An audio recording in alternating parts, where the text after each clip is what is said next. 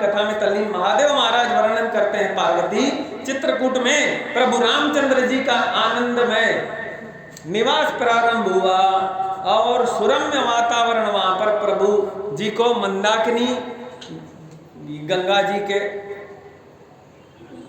मंदाकिनी गंगा वहां शोभायमान है भगवान को वहीं विराजमान करके भगवान वहां पर विराजे हैं।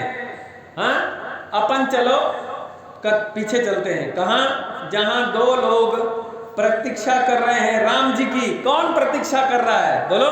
एक तो दशरथ जी कर रहे हैं और श्रृंगवेरपुर में सुमंत्र कर रहे हैं।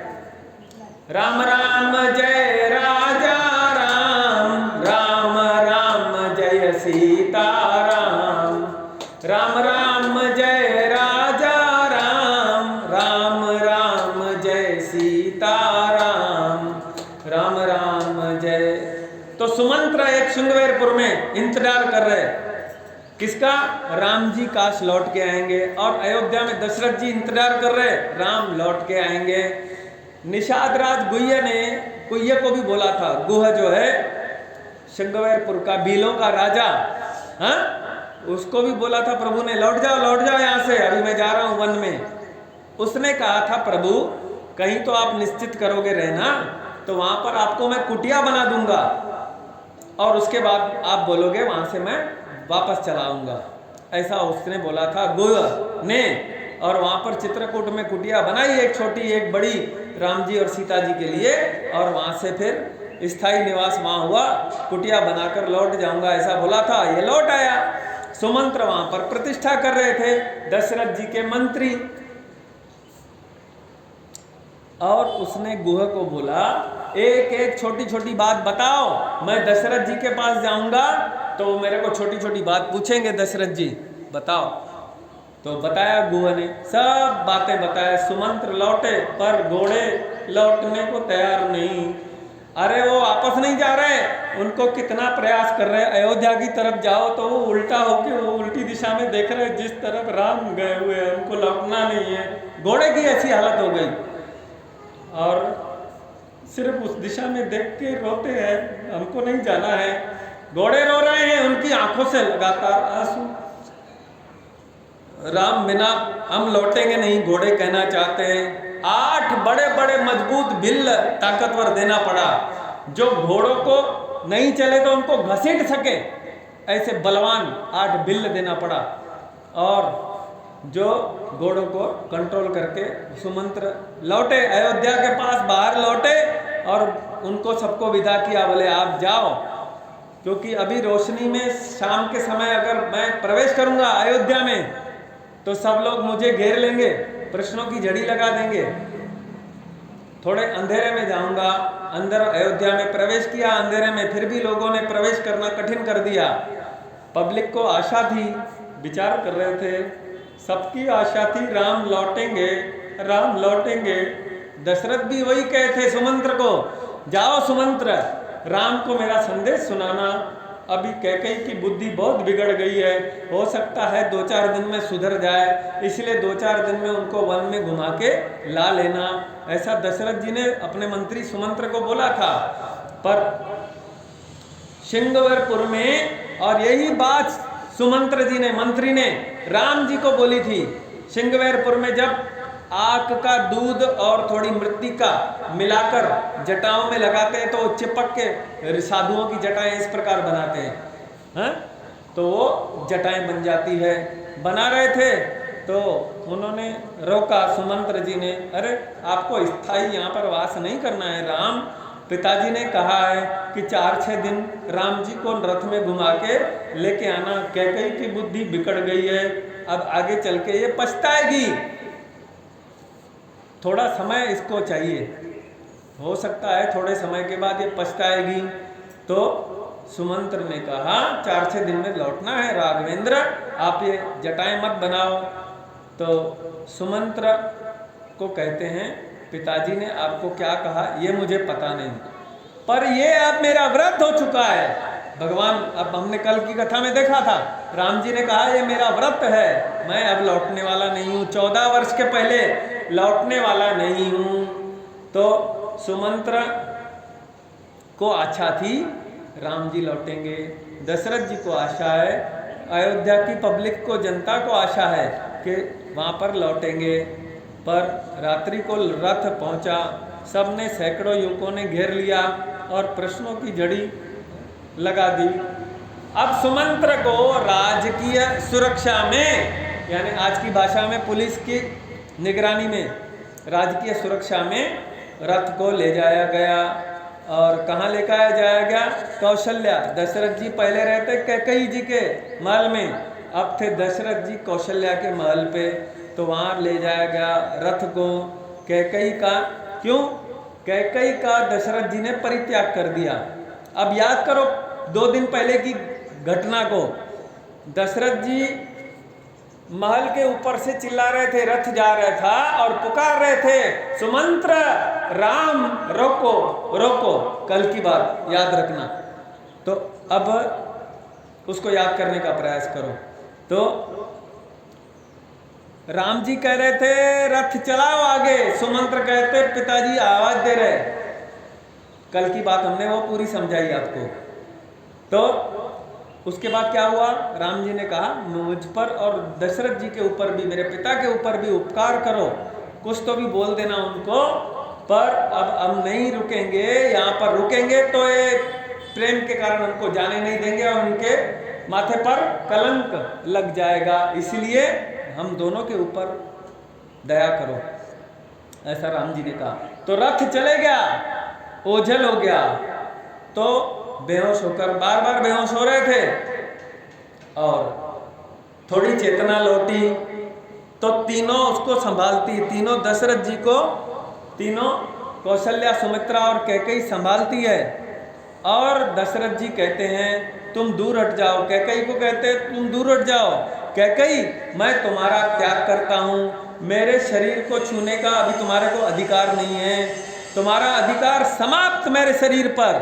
तुमने मेरे प्राण प्रिय राम को वन में जाने के लिए बाध्य किया और घोषणा की।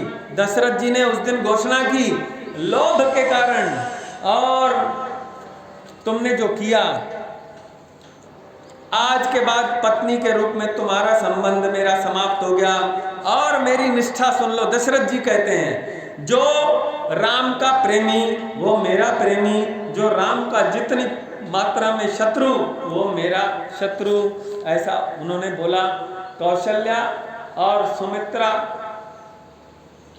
से कहा उन्होंने, अब ये इस महल में मैं लौटना नहीं चाहता, कैकेयी के महल में, अब मुझे अपने महल में लेके चलो। दशरथ जी ने कैकेयी को कहा पापिनी तुम मेरा स्पर्श मत करो, न तुम्हारा स्पर्श, न मुझे तुम दिखो, और न मेरी तुम पत्नी हो न भार्या हो। भार्या कहते हैं प्रिय पत्नी को, न तुम मेरी भार्या हो, कोई नहीं तुम। लोभ के कारण कैकेयी तुमने धर्म का परित्याग किया, धर्म का त्याग किया, मैं तुम्हारा त्याग करता हूं। दशरथ जी कहते हैं, और दशरथ जी कहते हैं मेरी मृत्यु नजदीक है, ऐसा मुझे लगता है मेरी मृत्यु नजदीक आ चुकी है, और मेरी निष्ठा सुन लो। दशरथ जी कहते हैं, क्या कहते हैं? अब इस पापिनी का बेटा, कैकेयी का बेटा भरत ननिहाल से लौटकर अगर राज्य का स्वीकार करेगा तो मेरा अंतिम संस्कार करने का वो अधिकार नहीं रहेगा, मेरी मृत्यु समीप है, दशरथ जी ने कह दिया। श्री राम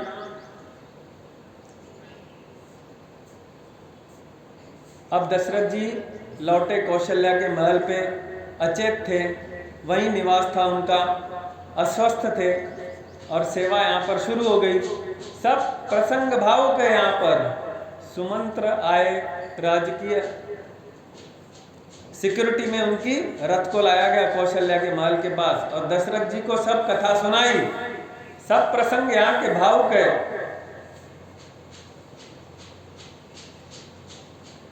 अरे हमने ये पढ़े नहीं, पूरा जीवन इतना मनुष्य जीवन पवित्र मिला, और रामायण की कथाएं और मुख्य मुख्य ऐसे भावों में हम आए नहीं, कभी ज्ञानेश्वरी पढ़ी नहीं। अरे 1000 रुपए में तीनों ग्रंथ मिल जाते हैं, भागवत भी, ज्ञानेश्वरी भी, अर्थ सहित वाली, और रामचरितमानस भी, जो भी चाहिए 1000 से भी कम पैसे में मिलते हैं, जीवन संवर जाएगा। तो उसको रोज थोड़ा थोड़ा कुछ समय निकालो, उसको दो, नहीं तो कथा सुनो। तो सब दशरथ जी पूछते हैं, सब सुनाओ, छोटी छोटी बातें बताओ। तो गंगा तट पर रामभद्र ने कैसी जटाएं बनी और बताया आपको कैसी जटा बनाते हैं। और ऐसा जब सुना दशरथ जी चीख पड़े, और जटा बनाई सुनकर दशरथ जी चीख पड़े और बोले, सुमंत्र तुम खाली आए होगा ना, मुझे भी आज एक रथ की आवश्यकता है, या तो मुझे राम के पास ले चलो, या नहीं तो आज मेरा जाना निश्चित है यमराज के पास, और मैं देह धारण नहीं कर सकता, मेरा जीवन राम है। और यही कैकेयी को भी उन्होंने बार बार कहा था, बार बार दशरथ जी ने पग पकड़ लिए थे कैकेयी के, मैं राम के बिना जी नहीं सकूंगा, तुम कम से कम, मैं भरत को राजगद्दी दे दूंगा, वो कड़वा घूंट पी लूंगा और संसद से जाके सबकी माफी मांग लूंगा, पर मुझे राम से दूर मत करो, मैं राम के बिना जी नहीं सकता। ऐसा कई बार बोला था, भरत को राज्य दे दूंगा, कड़वा घूंट पी लूंगा, पर क्षमा संसद से भी मांग लूंगा, पर मुझे राम से दूर मत करो, इसमें मेरी मृत्यु लिखी है। कई बार उन्होंने दशरथ जी ने बोला था, मानी नहीं, पर वो इतनी निष्ठुर हो गई थी। अरे हठ की भी एक सीमा होती है, देखो कुसंगति इंसान को अंधा बनाती है, सत्संग जब करना तब करना, पर दुष्ट इंसानों का आज से ही अपने जीवन से त्याग कर देना। दशरथ जी कहते हैं, आज मेरा प्रस्थान निश्चित है, राम जी को लाके दिखाओ, मुझे राम जी के पास पहुंचाओ, नहीं तो यमराज के पास मेरा जाना निश्चित है। और कहने लगे, हे राम मुझे क्षमा करो, जानकी मुझे क्षमा करो, लक्ष्मण, असंबद्ध बातें बोलने लगे। कौशल्या ने संकेत किया सुमंत्र को, मंत्री को, आपका चले जाना अच्छा है, इशारा कर दिया, तुम जाओ। दोनों माता समझाती है, दोनों माता यानी राम जी की माता, दशरथ जी की पत्नी कौशल्या और सुमित्रा। दशरथ जी कहते हैं, आज मेरा प्रस्थान निश्चित है, तपस्वी का शाप झूठा नहीं हो सकता। अरे दोनों बोलती है चीख के, अरे कौन सा तपस्वी का शाप? तो दशरथ जी ने वो अकथ कहानी बताई कि कैसे जवानी में, आपको मालूम होगा ना, श्रवण को बाण लगा था दशरथ जी का, हाँ आपको मालूम है, इधर ध्यान दो, कथा में ध्यान दो, उधर उधर ध्यान मत दो, है ना। शब्द वेदी बाण मारा था, दशरथ जी ने शिकार को गए थे, तो कोई जल पानी पी रहा है नदी के पास, हिरण समझ के मारा था, वो श्रावण को लगा, हाँ श्रावण को, है ना। और फिर उनके पिता ने शाप दिया था, हम अपने बेटे के विरह में मर रहे हैं, उसी प्रकार तुमको भी अपने बेटों के विरह में मरना पड़ेगा, ऐसा शाप दिया था उन्होंने। वो कहानी दशरथ जी ने बताई। तपस्वी का शाप झूठा नहीं हो सकता। वो अंधे तपस्वी, उनको तपस्या करने के लिए लेके जा रहा था, तीर्थ कराने के लिए, श्रवण, उसको मेरा गलती से बाण लग गया, मृत्यु हो गई। और उसके माता पिता ने शाप दिया कि पुत्र वियोग में तुम्हारी भी इसी प्रकार मृत्यु होगी। तो ये जीवन के एक मर्म को याद रखना, कर्म गति टारे न टरे। आपका कर्म आपका पीछा करेगा, कितना दूर जाओगे। इसलिए संतों ने बोला नहीं भगवान को हमारा ये दुख दूर हो जाए ना, हमने किया होगा तो आपको भुगत के पूरा करेंगे, भुगत के पूरा करना पड़ेगा, तभी भगवान में प्रवेश होगा, जब सब समाप्त होगा। इसीलिए दुष्कर्मों से बचना, पाप से बचना, ये पीछा करेंगे तुम्हारा। अब कई पाप जो है वो भक्ति से नष्ट हो जाते हैं, भगवान की पूजा इत्यादि से, पर सब कई बार नष्ट नहीं होते। जो बड़ा पाप रहता है, किसी को आपने बहुत दुखी किया है तो उसका तो भुगतना ही पड़ता है। तो